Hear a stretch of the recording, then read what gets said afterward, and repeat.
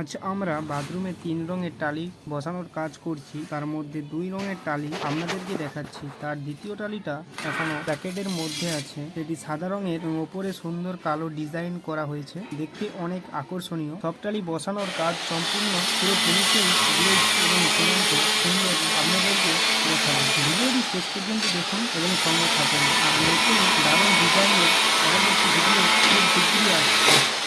এটা হচ্ছে আমাদের 2 নম্বর ডিজাইন টালি। পরবর্তী ডিজাইন টালিটি এখনও পেটির মধ্যে প্যাকিং করা আছে, ওটা কিন্তু ওপরে লাগানো হবে। এটা হচ্ছে 2 নম্বর ধাপে দেওয়া হবে। 3 নম্বর ধাপে দেওয়া হবে হোয়াইট এবং মাঝে থাকবে ব্ল্যাক।